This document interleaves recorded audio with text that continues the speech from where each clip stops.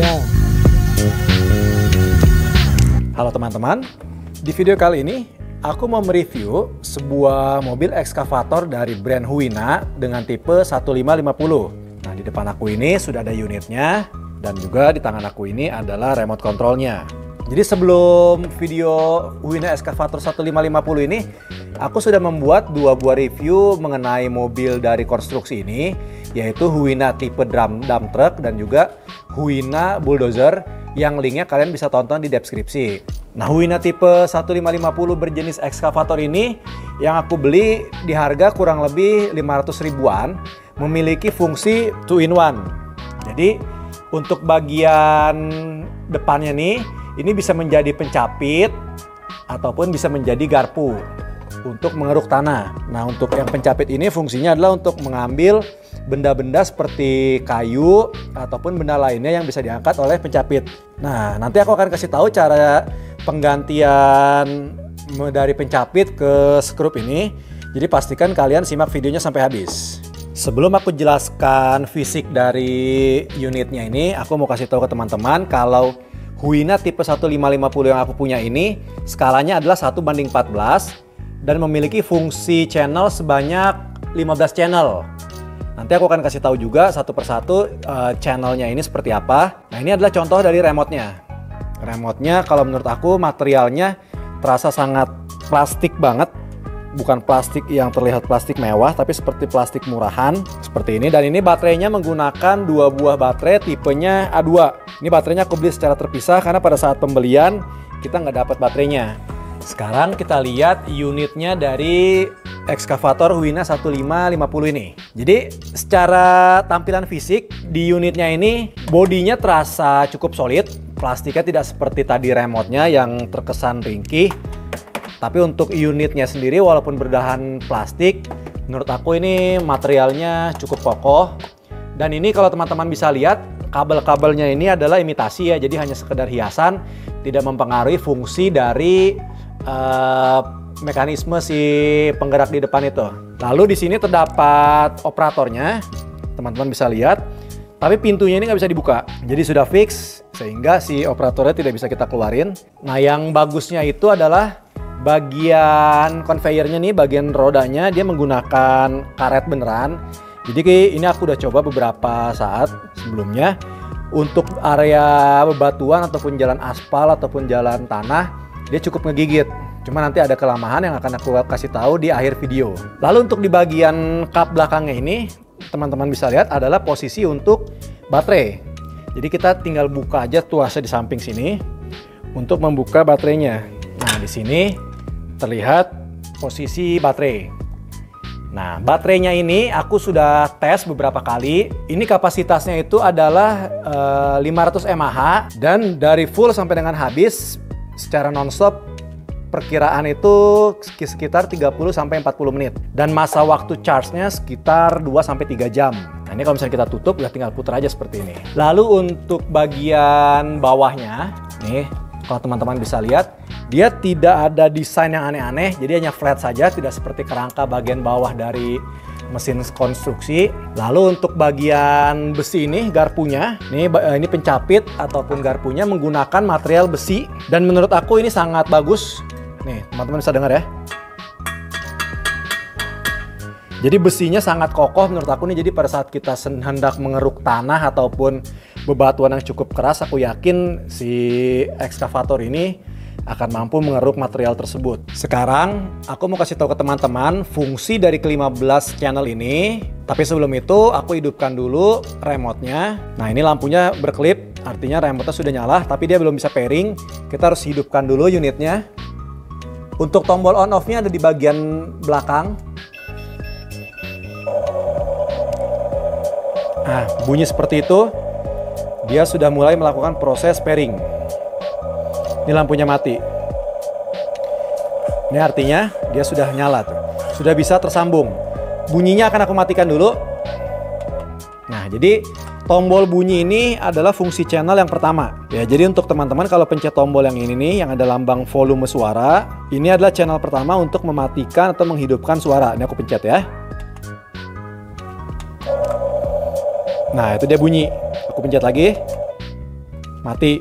Lalu channel yang berikutnya, ini kalau teman-teman lihat di bagian sini, ini yang paling atas tombol setelah volume ada tombol untuk perbaikan, maintenance. Jadi begitu kita pencet tombol maintenance ini, kita nggak akan bisa menggerakkan dari unitnya ini. Tujuannya kalau kita mau mengganti bagian dari garpunya ini tanpa harus mematikan powernya, nah kita bisa pencet tombol maintenance di sini. Lalu yang berikutnya ini adalah fungsi yang atas, adalah untuk menaikkan dan menurunkan bagian depan. Nih, aku pencet yang bagian atas. Nah, ini tuh untuk menaikkan dari si besi bagian sini. Ini yang bawahnya adalah untuk menurunkan.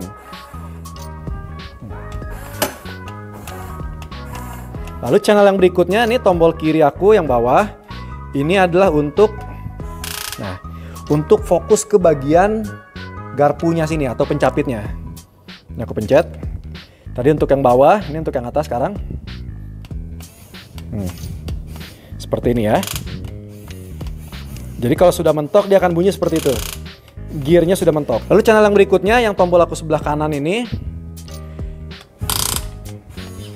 untuk menaikkan bagian sini. Kalau tadi yang di sini adalah untuk gagang yang sebelah sini. Nah, ini tombol yang di bawah sini bagian sini. Sekarang tombol yang di sini. Yang lokasinya ada di belakang, kanan dan kiri. Kita pencet ya. Yang sebelah kiri. Nah, dia untuk memutarkan badannya tuh.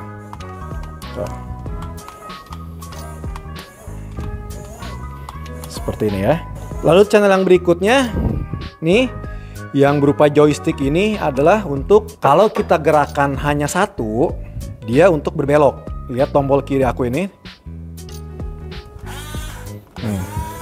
Maju dan mundur tapi posisinya adalah berbelok. Ini aku majukan tapi berbelok. Ini aku mundurkan, posisinya berbelok. Begitupun yang sebelah kanan aku ini memajukan dan mundurkan tapi berbelok ke posisi yang berlawanan. Kalau kita mau memajukan secara lurus, harus tekan secara berbarengan. Contohnya adalah untuk maju, keduanya aku majukan. Untuk mundur, keduanya aku pencet berbarengan. Tapi kalau aku pencet salah satu saja, dia hanya maju untuk belok. Nah, seperti itu ya tipsnya. Jadi kalau kalian mau memajukan, pencet berbarengan. Mundur, pencet berbarengan. Yang tengah ini tombol demo. Nah, yang tengah ini tombol demo nih. Dia akan demo secara otomatis kalau kita pencet tombol yang segitiga ini. Sekarang aku mau kasih tahu ke teman-teman cara mengganti pencapitnya ini menjadi pengeruknya. Jadi di paket pembelian kita akan dapat obeng mini sama tang mininya juga nih. Yang nanti fungsinya itu adalah untuk membuka di sini. Aku akan kasih tahu ke teman-teman seperti apa cara penggantiannya ya. Cukup mudah kok. Nih yang pertama ada baut di sini. Bautnya itu kita putar menggunakan obeng dan juga menggunakan tang bawaannya sampai benar-benar semuanya terbuka. Nih asnya sudah terbuka dan pastikan juga agar plastik perlindungnya ini tidak hilang ya. Dan ini posisinya akan menempel di sini. Nih warna kuning. Jadi as sama plastik kuningnya. Lalu ini plastik kuning berikutnya karena ada dua nih, 1 dan 2. Nih kita satuin supaya nggak hilang karena nanti akan kita pasang lagi. Nah ini dari segi ukurannya pun berbeda nih plastiknya nih. Yang sebelah kiri aku ini plastiknya lebih kecil daripada yang sebelah kanan. Nah ini lalu ada bautnya. Ini kita satuin aja biar gampang nanti masangnya lagi. Nah ini bautnya ada 2 ya. Nih pastikan tidak hilang. Nah sekarang begitu selesai bautnya dibuka sama asnya nih. Asnya 2 karena kan posisinya 1 dan 2. Ada 2 nih. Asnya seperti ini. Lalu kita tinggal tarik aja. Ini sudah copot semua. Tinggal ditarik aja. Nah ditarik. Nanti ini pencapit yang atas. Lalu yang berikutnya ada baut lagi. Kita buka lagi baut untuk pencapit yang bawah. Dan sekarang pencapit bagian bawah sudah terbuka. Dan juga di sini ada baut kecil nih, sangat kecil. Jadi pastikan tidak hilang ya. Nah, sekarang pencapit sudah selesai kita bongkar. Yang berikutnya adalah kita persiapan untuk memasang si skrupnya. Nah, ini skrupnya sudah kita siapkan sebelumnya. Sekarang kita akan mulai pasang si garpunya ini. Posisinya sama seperti awal kita memasang dari pencapit. Jadi asnya itu dimasukkan ke lubang yang ada. Nih, teman-teman bisa lihat nih ada engsel yang mana nanti untuk menaruh bagian atas dari garpunya. Karena dia sudah ada lubang-lubangnya, jadi cukup mudah ya. Teman-teman hanya perlu untuk mengikuti penempatan dari as dan juga baut ataupun plastik pengganjalnya sesuai dengan posisi yang ada di sini. Nah, ini sudah terpasang as yang pertama. Lalu kita pasang bautnya begitu asnya sudah terpasang. Yang berikutnya kita pasang as untuk bagian atas. Nah, ini as yang kedua kita pasang untuk di bagian atas ini. Nah, ini posisinya sudah terpasang. Tinggal kita kencangkan bautnya dengan tang mininya. Nah, ini proses pengencangan. Nih, pastikan kita sudah mengencangkan bautnya dengan as agar pada saat kita mau mengangkut materialnya tidak bergerak nih posisi dari garpunya. Cukup mudah menggantinya. Jadi pastikan saja kita mengencangkan dan menempatkan posisi baut as sesuai dengan urutannya di sini. Ini sudah terpasang dengan sempurna. Sekarang kita akan praktekkan penggunaannya. Nah, nanti kelebihan dari asnya ini bawaannya kita dapat serepnya. Tadi nggak aku pasang karena memang ini adalah cadangan. Nah, untuk plastik yang berwarna kuning ini nggak kita gunakan karena ini adalah fungsinya untuk si pencapit. Nah, jadi pastikan kita simpan ya. Lalu baut yang super kecil ini juga nggak kita pakai karena ini fungsinya untuk si pencapit. Nah, ini pastikan kalian simpan baik-baik jangan sampai hilang. Lalu satu lagi si murnya ini kita simpan juga nih yang kecil ini nih ya, jangan sampai hilang ya. Udah, sekarang sudah terpasang. Tinggal kita praktekkan. Nih, sekarang aku mau coba fungsi garpunya. Ah, lihat tuh. Ini tombol aku ini mau ngeruk garpu. Tuh. Sudah bisa ya. Sangat mudah kan? Sekarang aku mau kasih tahu ke teman-teman review selama aku pakai beberapa waktu ini. Jadi selain beberapa keunggulan yang mungkin sudah aku sebutkan di awal tadi, konstruksi yang cukup kuat dan juga harga yang terbilang cukup murah, Huina 1550 ini memiliki kekurangan yang menurut aku perlu kalian pertimbangkan apabila kalian mau membeli ekskavator ini.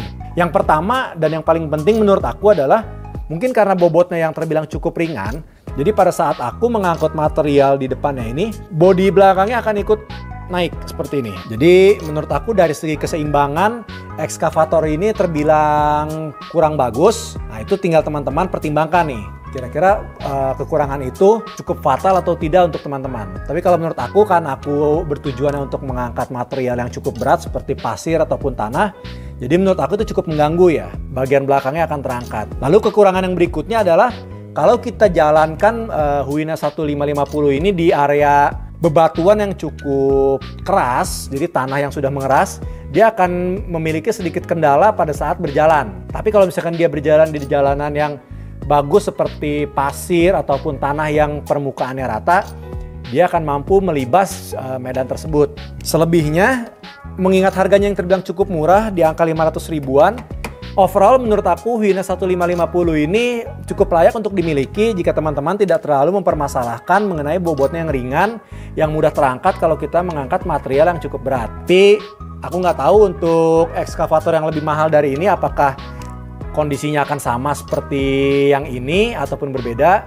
Tapi menurut aku ini cukup layak untuk dimiliki dengan harga sekitar 500 ribuan. Untuk teman-teman yang mempunyai pertanyaan seputar Huina 1550 ataupun beberapa ekskavator, mobil dump truck ataupun bulldozer dari Huina, bisa tulis di kolom komentar. Sampai jumpa di video review berikutnya. Selamat bermain!